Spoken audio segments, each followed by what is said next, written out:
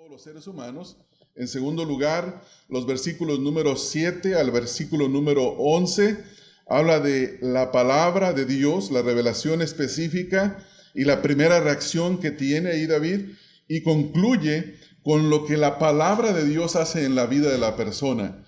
Entonces, mi argumento en esta mañana es el siguiente, que es este: el único Dios verdadero se ha dado a conocer a los hombres con el propósito de transformarlos. Y esto lo ha hecho al comunicarse a través de la revelación general, la revelación específica, con el propósito una vez más de transformar el corazón y que el corazón se eleve a Dios en adoración. Y esto es precisamente lo que vemos aquí, que es lo que hace David. Voy a tener 3 puntos, 3 encabezados. El primero, versículo 1 al versículo número 6, es: Dios desea comunicarse con los hombres para ser conocido y adorado de parte de ellos. Lo voy a volver a repetir. Dios desea comunicarse con los hombres para ser conocido y adorado de parte de ellos. Número 2, versículo 7 al versículo número 11. Dios desea comunicarse con los hombres para salvarles y transformarles. Dios desea comunicarse con los hombres para salvarles y transformarles. Y el tercer encabezado sería: Dios desea salvar y transformar a los hombres para que éstos le adoren y le den la gloria debida a su nombre. Versículos 12 al versículo número 14. Salmo número 19 es una celebración de la ley de Dios y por lo tanto se clasifica como uno de los salmos de la Torah. La palabra Torah es el término hebreo que se utiliza para los primeros 5 libros de la Biblia. En este salmo, el orden que vemos del salmo es el siguiente.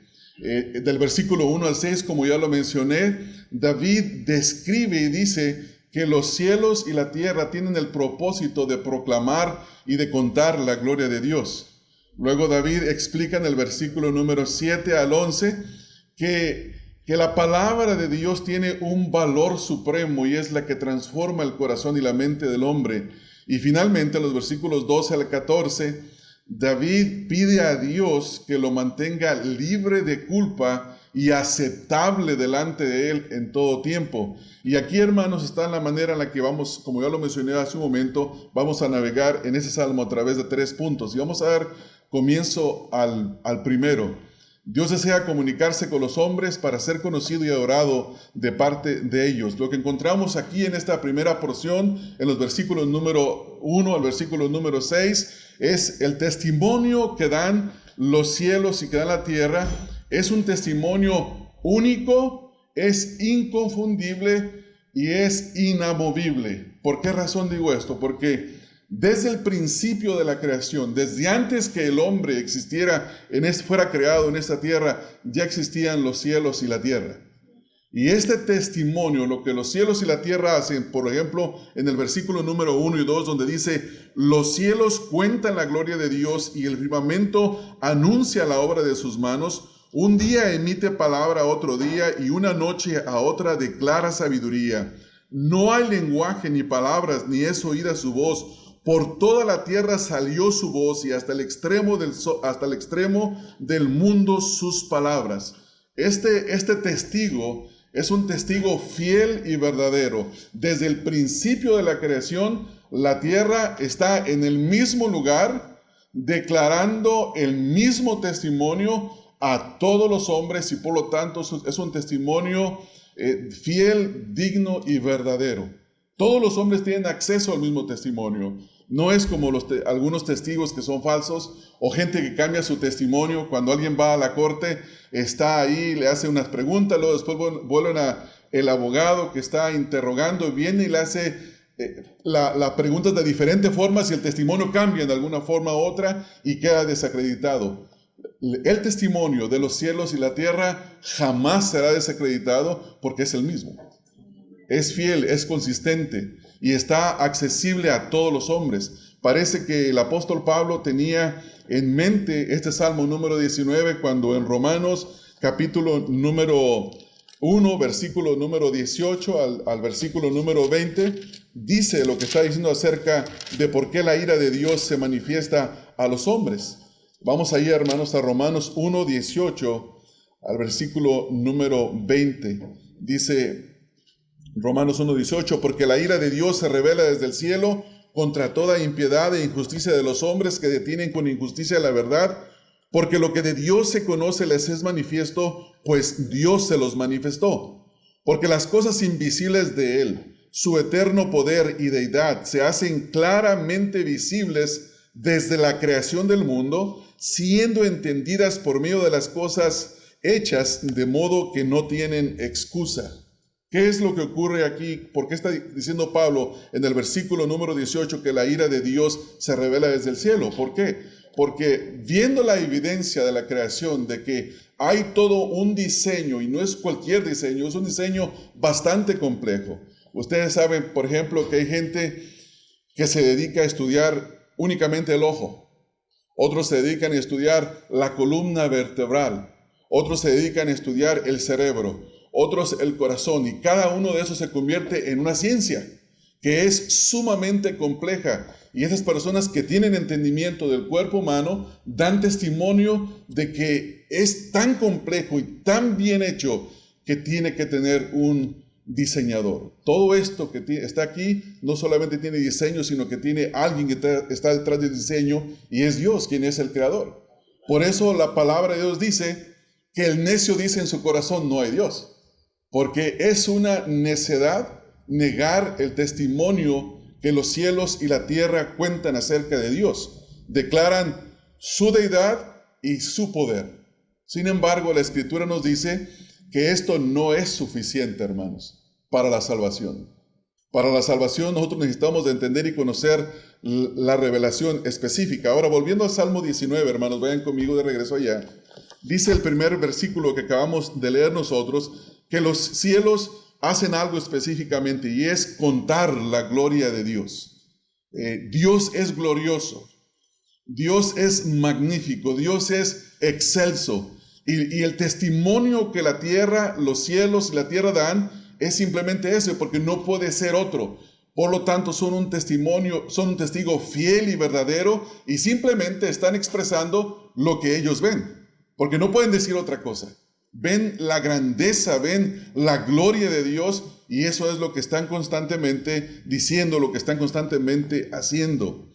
En el Antiguo Testamento, cuando Moisés escribe al pueblo de Israel que todavía no entraba a la tierra prometida y había salido de la esclavitud, y esa generación que había nacido en el desierto no conocían nada básicamente de la creación, y a ellos es a quienes les escribe Moisés.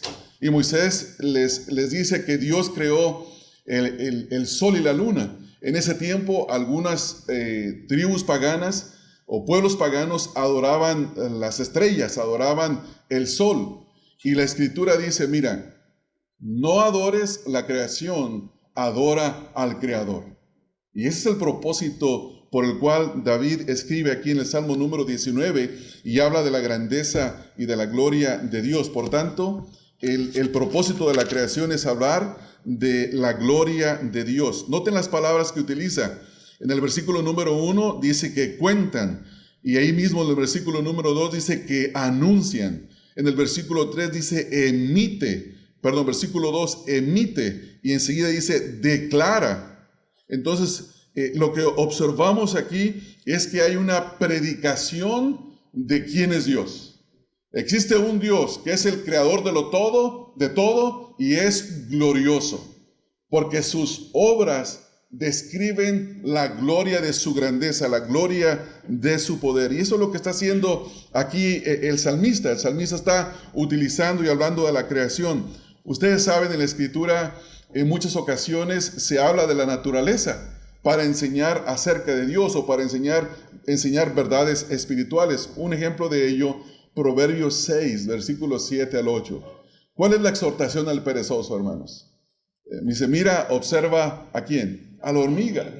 Y de la pequeña hormiga, de un animal que es tan pequeño, tan insignificante, Dios saca grandes lecciones. La Escritura saca grandes lecciones para la persona. Entonces, toda la creación, Toda esta creación, toda esta revelación general está en disposición para todos los hombres. Pero ¿cuál es el principio que vemos aquí? El principio es que Dios desea darse a conocer. Dios desea comunicarse.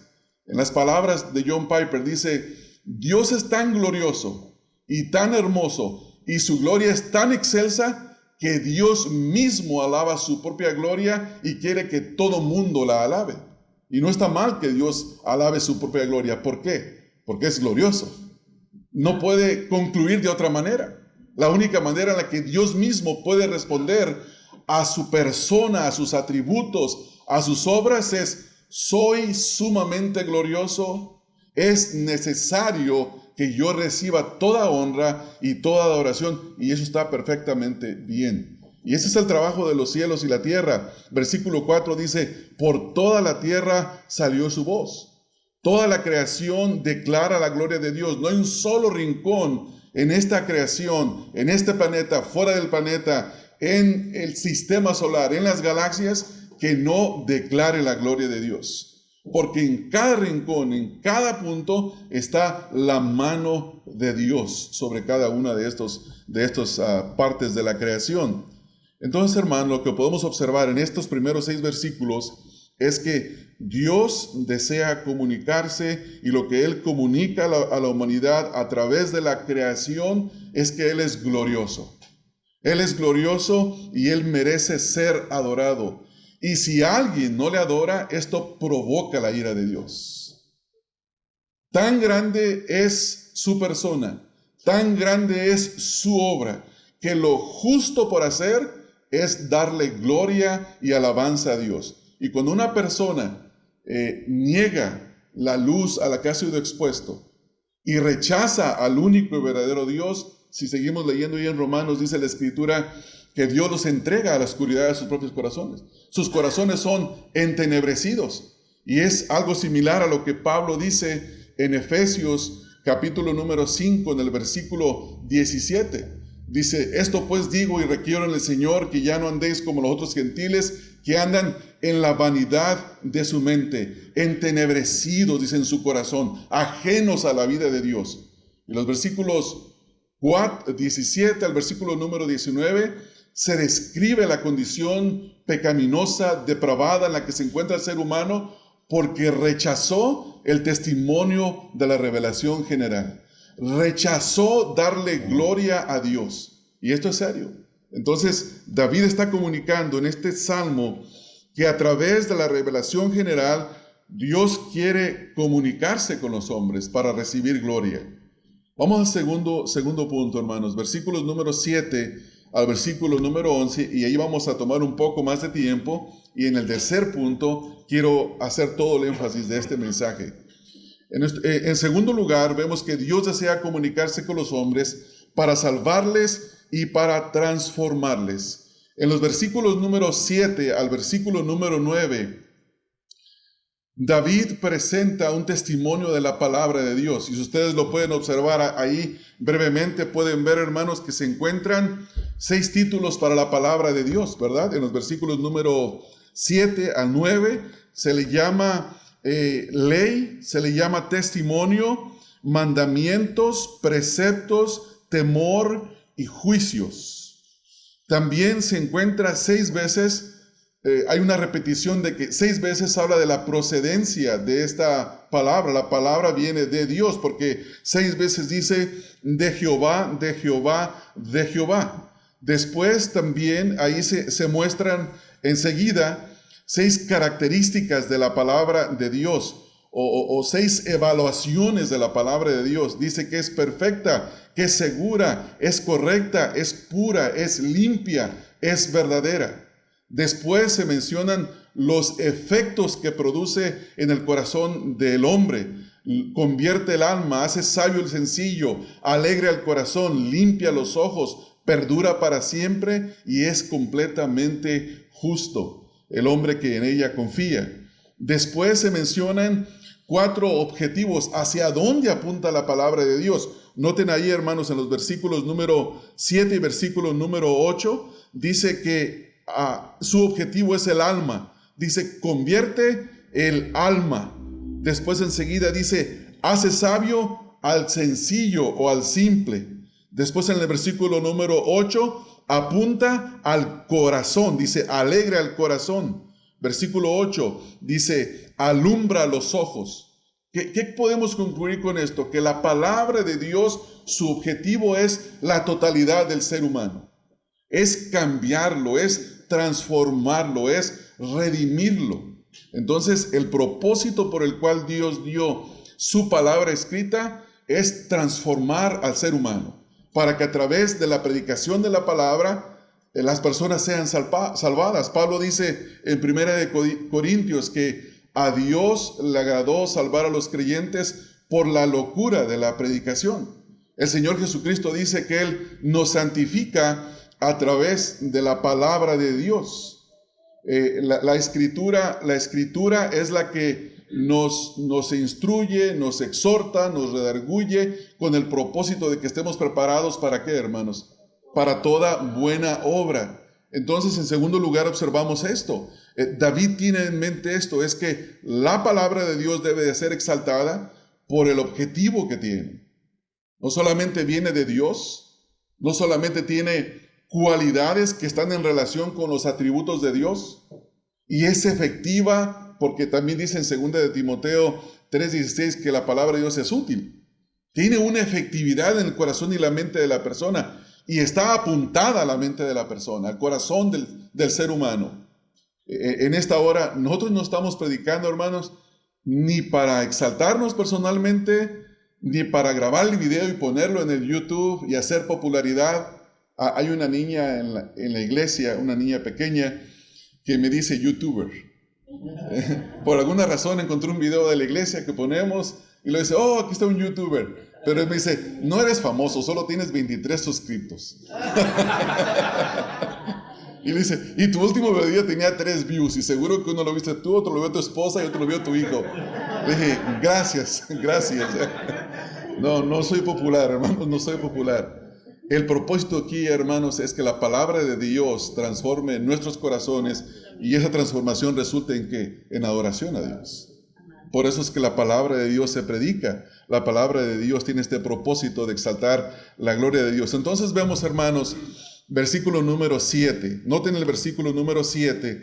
Dice, la ley de Jehová es perfecta. Aquí la palabra que se utiliza para hablar de la palabra de Dios tiene que ver con la palabra perfecta. Es una palabra adecuada, es una palabra buena, es una palabra completa, es una palabra útil. Y tiene ese propósito, que en esa perfección, que no necesita absolutamente nada, es completa. Es lo que observamos en la persona del Señor Jesucristo. En Juan 1:16, creo, no sé si es 1:15 o 1:16, me pueden corregir. Dice que, y de su plenitud tomamos todos gracia sobre gracia. La plenitud del Señor Jesucristo tiene que ver con aquello que es completo, que no le falta nada. La palabra de Dios es perfecta, no le falta nada, tiene abundancia para dar y nunca se termina la efectividad de la palabra de Dios.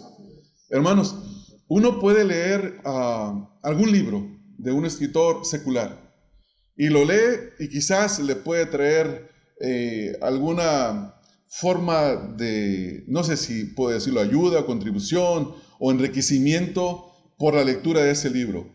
Pero usted generalmente no lo lee 3-4 veces el libro, ¿no? Solamente que sea para algún trabajo de la escuela. Pero no es así con la palabra de Dios. La palabra de Dios la podemos leer constantemente. La debemos de leer en todo tiempo. Y cada vez que la leemos, sigue siendo hermosa, es maravillosa. En este momento yo estoy enseñando el Evangelio de Juan y voy en el versículo 18 del capítulo número 1 y enseño a un grupo de hermanos chinos y me hacen la traducción al mandarín y también le enseño a los niños de la iglesia en el programa de Aguana el mismo Evangelio de Juan. Y vamos versículo por versículo. Y he pasado mucho tiempo leyendo Juan, que es el libro que más es leído, pero nunca deja de asombrarme y de maravillarme lo que cada versículo dice. Es una joya preciosa en sí mismo, cada versículo en la Escritura.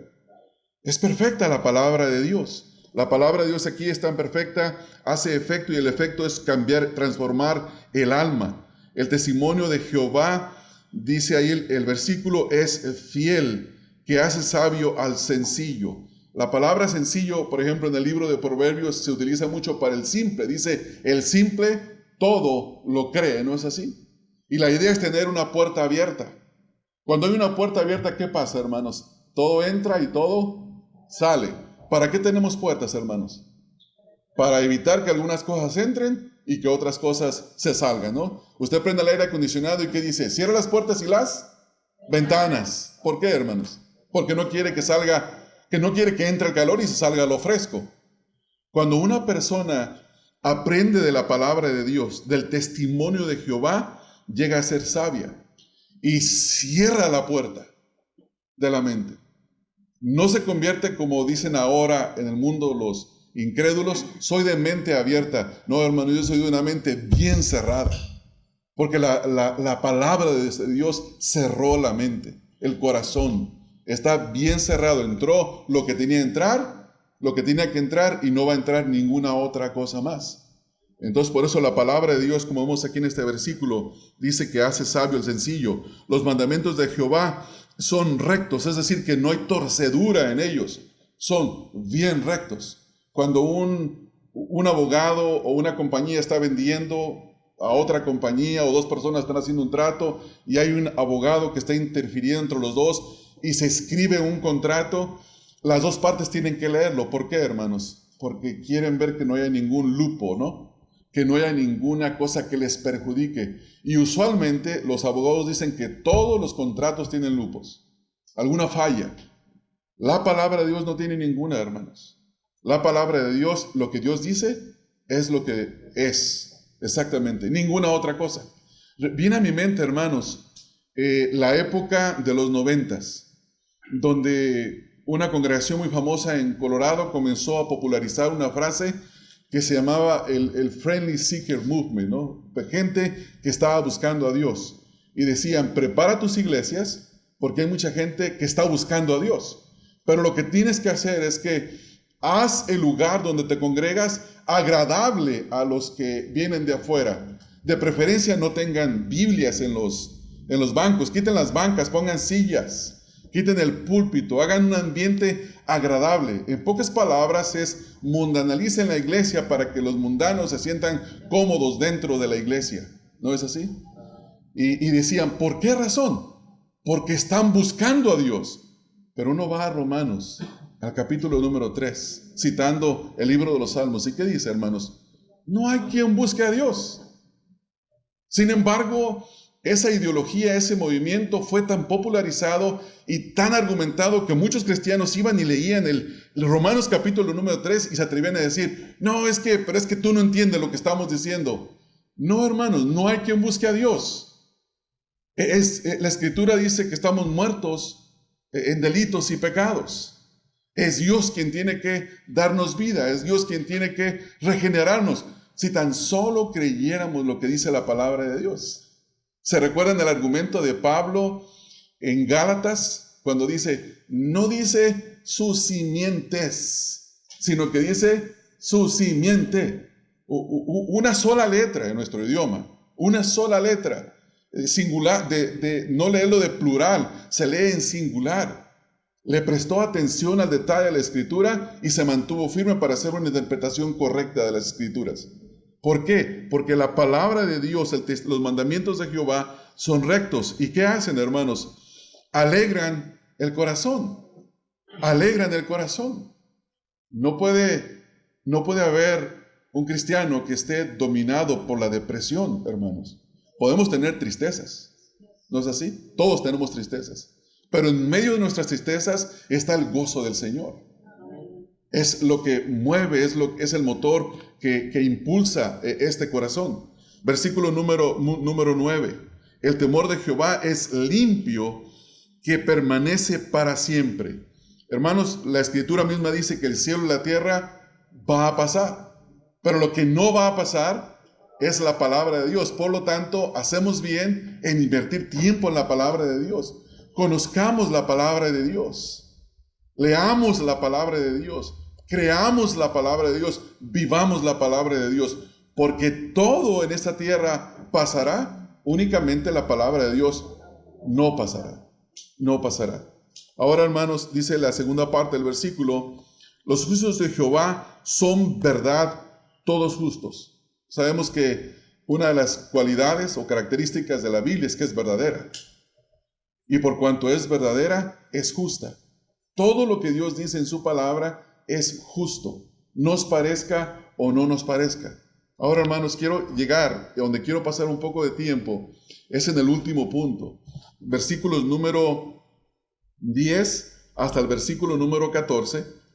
Primero concluye el salmista diciendo que por cuanto la palabra de Dios proviene de Dios, tiene estas características y tiene este efecto y apunta al corazón, en este caso de él, dice, deseables son más que el oro y más que mucho oro afinado y dulce más que miel que la que destila del panal. Hermanos, si nosotros en nuestras congregaciones llegamos a entender y a tener la perspectiva de la palabra de Dios que tenía David, no vamos a tener servicios donde la predicación de la palabra de Dios dure 20 minutos. Si sus pastores predican 1 hora y le dice, hermanos, ya quiero concluir porque el tiempo se nos ha ido, usted debería de sentirse triste, no contento porque ya está terminando la palabra de Dios. Debería de sentirse contento, debería sentirse alentado. El grupo de hermanos chinos que les estoy platicando, que me toca pastorear, cuando yo comencé a enseñarles, que fue hace 13 años, hermanos, querían mensajes de 1 hora 40 minutos. Nos reuníamos a las 2 de la tarde, empezaba a predicarles, y me di cuenta que querían escuchar, y después de escuchar, ¿sabe qué quieren hacer, hermanos? Quieren orar 3 horas. Y oran en base a lo que escucharon. Porque yo no sabía cómo hacían los servicios. Le dije, ustedes díganme cómo hacen el servicio. Sí, bueno, predicas. ¿Y cuánto tiempo predico? 1 hora y media, 1 hora 40 minutos, lo que tú quieras, un poquito más si quieres. Estaba predicando y después de eso, ¿y ahora qué hacemos? Nos sentamos en un círculo y vamos a hablar de la palabra. ¿Qué te dijo el Señor hoy? ¿Qué estás pensando? ¿Qué vas a cambiar? Bueno, y después orar unos por otros. Y se hacían grupos de oración y oraban. Y mi esposa me decía, ¿a qué hora van a parar estos hermanos? Porque, hermanos, entienden ustedes que mi esposa y yo estábamos desde las 9 de la mañana en la iglesia, con una escuela dominical, con el servicio en español. Y la cosa así iba largo. Pero ¿qué característica tienen esos hermanos? Casi ninguno me voltea a ver a mí cuando estoy enseñando. ¿Saben qué están haciendo, hermanos? Notas. Y siempre hay un texto durante la semana. ¿Qué quiso decir cuando dijo esto? Ve un grupo de personas que tienen amor para la palabra de Dios, hermanos. Entonces, ¿qué es lo que pasa? Aquí dice el salmista, deseables son más que el oro y más que mucho oro afinado. No cualquier oro, es el oro afinado. Y luego después se refiere a la miel. Dice, y dulce más que miel que la que destila del panal. No es la miel procesada que usted compra en Costco o en otra tienda, hermanos. Es esa miel que está en el panal y que usted quiebra un pedazo del panal, lo empieza a mascar y le sale dulce, y al último le queda una cera que parece que es como un chicle y todavía tiene sabor. Es deliciosa. ¿Alguno de ustedes ha hecho una expresión de amargura cuando come miel? No. Eso quiere decir, cuando leamos la Escritura, tiene que pasar por nosotros como cuando estamos comiendo esa miel, y no cualquier miel, una miel exquisita. Ahora, hermanos, veamos los versículos 11 en adelante. ¿Qué es lo que la Escritura hace ahí, hermanos? Noten que la Escritura tiene un propósito. En primer lugar, ¿cómo se llama el salmista a sí mismo? En el versículo número 11 y 13, hermanos. Sí. ¿Quién es un siervo? El que sirve, un esclavo. Él ha llegado a tal entendimiento que la palabra de Dios lo transformó y le hizo reconocer su verdadero lugar. Él no es el rey de la creación, él es un súbdito del rey de la creación. La palabra le ha transformado, que le ha colocado a él en el lugar en el que él debe de estar. Él es un siervo. Él no se ve delante de Dios, como uno quien es rey, que en realidad David fue un rey. Pero él dice, tu siervo. Él se ve a sí mismo como un siervo. Y esto indica que él tiene el deseo de obedecer, hermanos. Y esa es la actitud que ustedes y yo debemos de tener cuando estamos frente a la palabra de Dios. Un deseo nato, natural de obedecer. Porque eso es lo que el Espíritu de Dios hace en el corazón de la persona. El Espíritu de Dios regenera nuestro corazón. Le da una inclinación nueva. Lo inclina hacia aquello que antes odiaba, ahora está inclinado hacia aquello que antes odiaba, ahora es precioso para él. Esta es la verdadera regeneración que hace el Espíritu de Dios en nuestra mente y en nuestro corazón, en todo el ser. Entonces aquí el salmista se llama a sí mismo como un siervo y él tiene deseo de obedecer a la palabra. Y él sabía que la Escritura le ayudaría a encontrar esa meta. Es la única que nos puede ayudar a encontrar esa meta. Versículo 11 dice una vez más, dice, tu siervo es además amonestado con ellos, en guardarlos hay grande galardón. ¿Cómo podemos llegar a guardar la palabra de Dios? Considerándonos en primer lugar como siervos de Dios. Y entender que si no los obedecemos, no hay ninguna recompensa. Ahora noten ahí mismo, dice que la palabra de Dios le amonesta. Dice, tu siervo es además amonestado. Esto es lo que hace la palabra de Dios. La palabra de Dios amonesta nuestras vidas. La palabra de Dios no es para hacernos sentir bien únicamente. Nos ayuda, nos motiva, es cierto, pero la palabra de Dios nos amonesta. ¿Qué dice Pablo, hermanos, en el versículo que citamos hace un rato? Segunda de Timoteo 3, 16 y 17. Toda la Escritura es inspirada por Dios y es útil para enseñar, redarguir, corregir, instruir en justicia, a fin de que el hombre de Dios esté enteramente preparado para toda buena obra. La palabra de Dios amonesta a creyentes y a no creyentes. Hace un tiempo, un miembro de nuestra congregación llevó a su mayordomo de trabajo. Lo invitó, por fin aceptó la invitación, vino a la iglesia, comencé a predicar, a los 30 minutos salió. Y estaba muy molesto. Y cuando salimos del servicio, estaban hablando solos en el estacionamiento. Y viene y me dice el hermano, pues se fue bien molesto. Le dije, ¿por qué razón? Dijo, es que me acusó de que yo le conté a usted toda su vida privada de él. Yo ni siquiera sabía quién era la persona. Pero ¿qué estaba haciendo la Escritura? Penetrando el corazón, ¿no es así? Hebreos 4:12. Que la palabra de Dios es como espada de dos filos, que penetra hasta lo más profundo del ser humano. Y no hay espacio ni lugar donde no entre y penetre. Y trae la transformación. Entonces aquí observamos esto. Ahora, ¿de qué clase de pecados está hablando David, hermanos? Versículo número 12 y versículo número 13. Dos pecados específicos que él está tratando de que el Señor se los erradique, se los quite. Dice, ¿quién podrá entender sus propios errores? Ese es el primero. Y el segundo, en el versículo número 13, preserva también a tu siervo de las soberbias, que no se enseñoreen de mí, entonces seré íntegro y estaré limpio de gran rebelión. Dos clases de pecado, errores y las soberbias. Los errores son aquellas cosas que uno muchas veces por falta de conciencia, por no prestar atención, a veces comete involuntariamente, y las soberbias es una respuesta muchas veces a la exhortación de la palabra de Dios o a la exhortación de un hermano que viene y nos habla y nos dice cuál es nuestro error. Yo no sé su experiencia de ustedes, pero en la mía, cuando voy y hablo con un hermano como pastor y hago una reprensión, generalmente no hay una buena respuesta. No hay una buena respuesta. Usualmente, 99% del tiempo, hay una respuesta soberbia. Hay una respuesta donde no se quiere reconocer, donde se quiere autojustificar. ¿Por qué razón? Porque nuestras tendencias son a cometer errores y también a ser soberbios cuando somos exhortados. Ahora en el versículo número 13, noten lo que dice ahí. Al final, dice que no se enseñoreen de mí.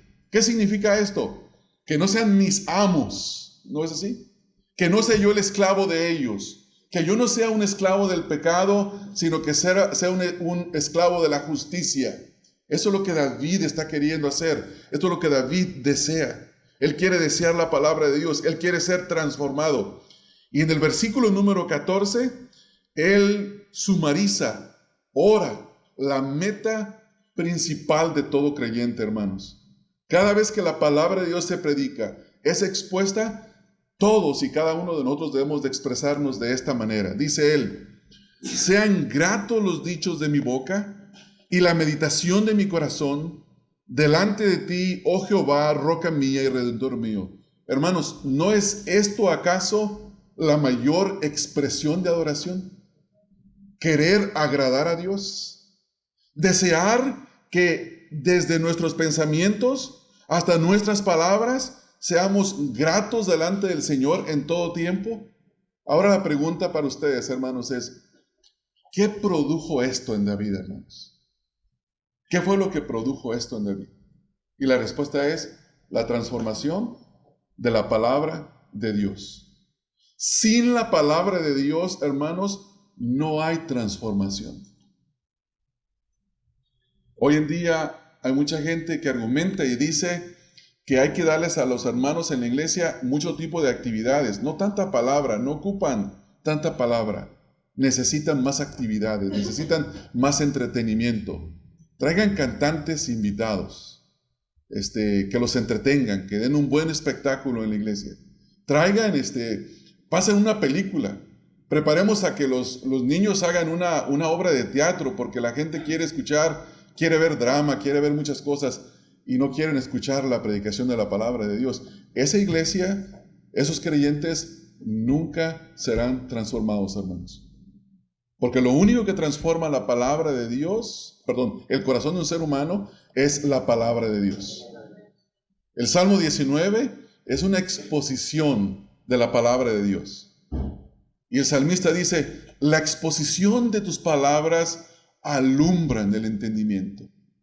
Lámpara es a mis pies tu palabra y lumbrera a mi camino. ¿Con qué limpiará el joven su camino? Con guardar tu palabra. Está lleno de expresiones que tienen que ver con la relación a la palabra de Dios. Entonces, por esta razón, hermanos, les dije desde el principio que el argumento del Salmo 19 y el argumento para mi mensaje en esta mañana es ese. Dios desea comunicarse. Dios se ha comunicado a través de la revelación general, se ha comunicado a través de la revelación específica, la palabra de Dios, con el único propósito de salvar y transformar el corazón de los hombres para que el corazón del hombre se vuelva en adoración a Dios. Ahora, noten, hermanos, el título que le da el salmista a Dios en el versículo 14. En primer lugar, hermanos, dice, le llama Oh Jehová. Algunos comentaristas dicen que este salmo, antes eran dos salmos, que el versículo 1 al 6 era un salmo y el versículo número 7 al 14 era otro salmo. No hay evidencias suficientes para eso, pero lo que sí podemos ver es que en el versículo número 1 hay una palabra que se utiliza para Dios, y en el versículo número 7 en adelante hay otra palabra que se utiliza para Dios.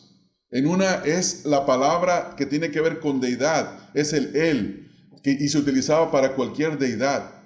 Pero después tiene que ver, ¿cómo se llama?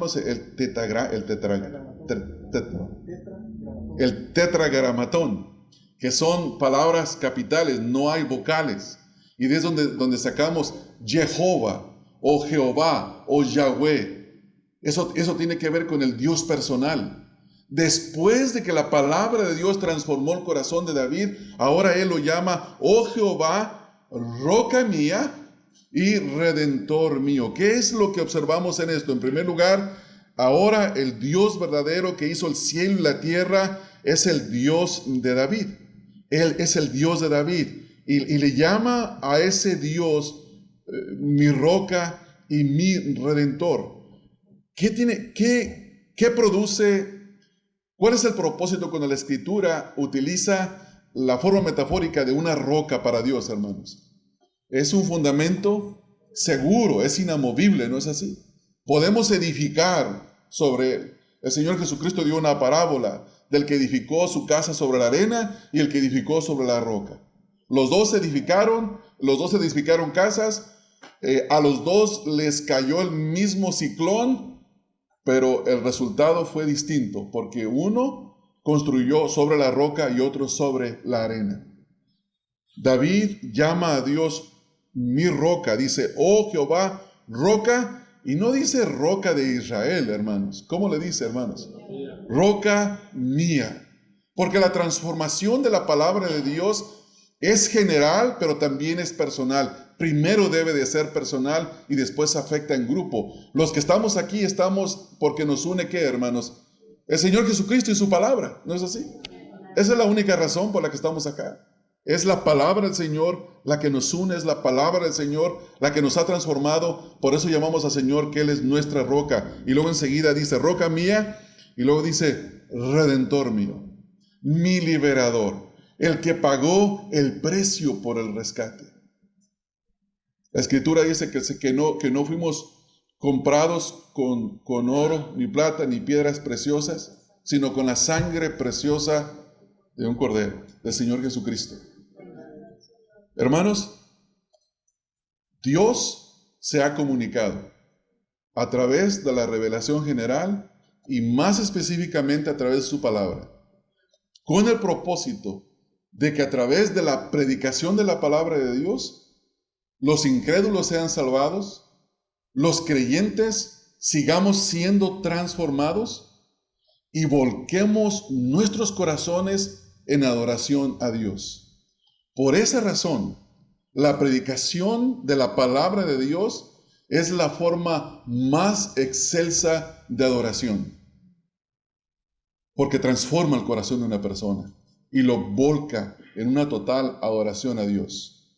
Versículo 14, una vez más. Sean gratos los dichos de mi boca y la meditación de mi corazón delante de ti, oh Jehová, roca mía y redentor mío. Hermanos, no caigamos en el error de disminuir o eliminar la predicación de nuestros servicios. No caigamos en ese error. Evitemos.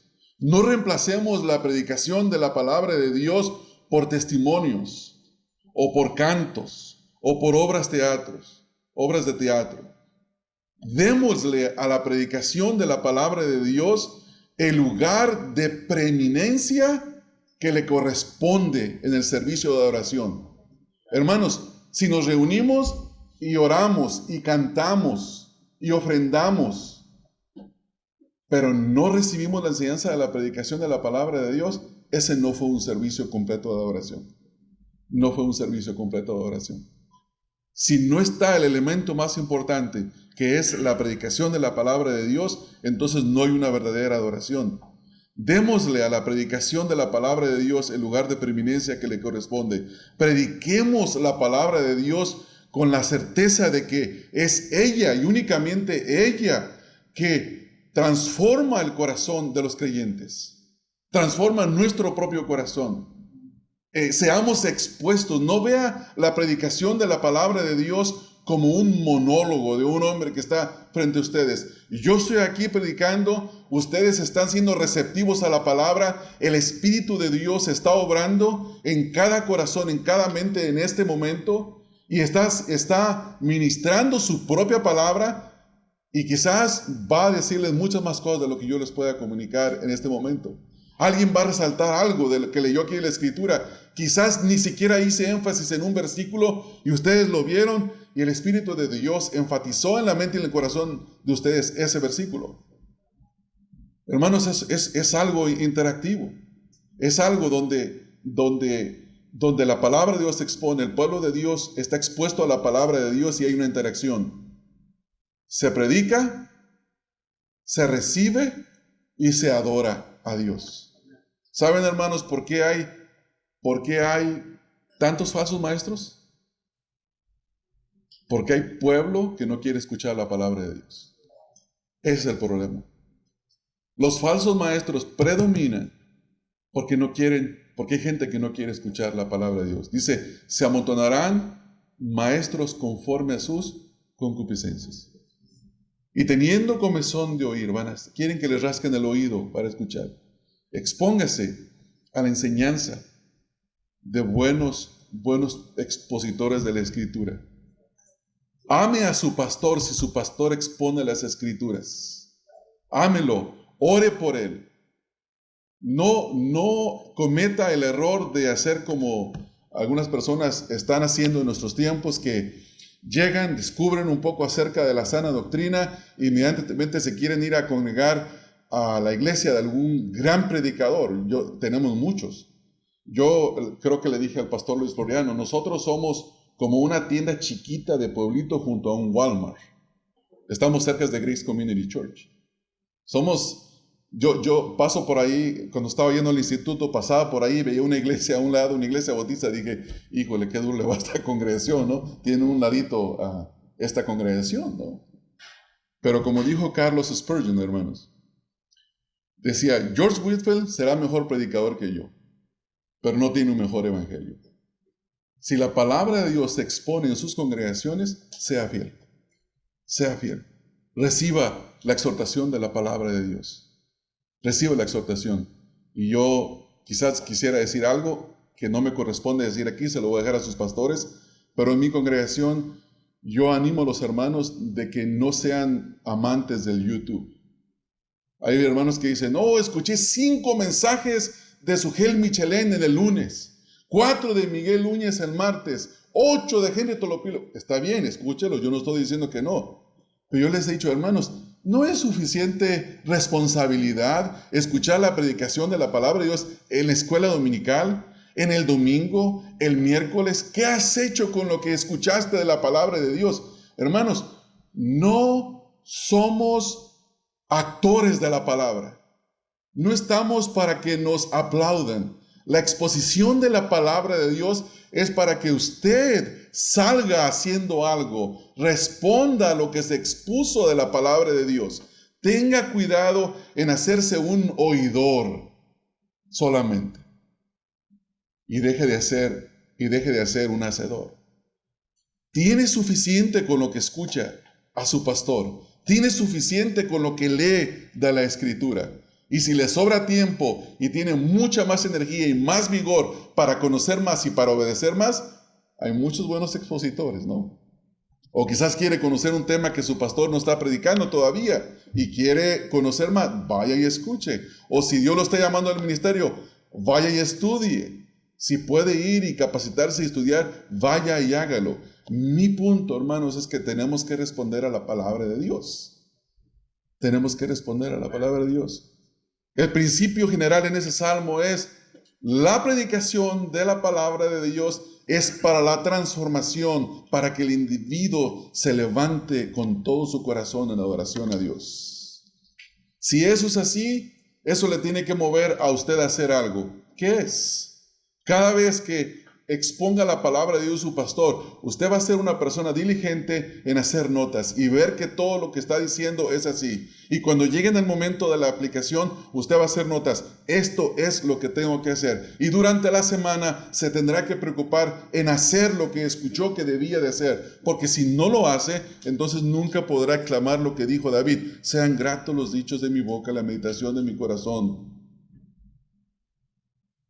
David estaba preocupado, porque lo que escuchó le transformó. Y se dio cuenta que era responsable ahora delante de Dios. Amén. Vamos a orar, hermanos. Padre, te damos gracias por este tiempo. Quiero agradecerte mucho por mis hermanos, Señor, porque han sido muy pacientes en escuchar. Gracias, Señor, por todo el esfuerzo de esta congregación de poder recibirnos y darnos este hospedaje tan hermoso, preparar alimentos, preparar todo para que estemos cómodos escuchando. Bendícelos, fortalécelos, enriquécelos, Señor. Y nosotros te queremos dar gracias porque tu palabra es la forma más alta de oración y nos has permitido específicamente hoy disfrutar, Señor, de ser expuestos a 5 mensajes de tu palabra que han movido nuestros corazones a darte honor y a darte gloria. Prepara nuestros corazones, Señor, para que el día de mañana en nuestras congregaciones cada uno de nosotros continúe alabándote, exaltándote y dándote la gloria y la honra de vida. Rogamos estas cosas, Padre, en el nombre de nuestro Señor Jesucristo. Amén.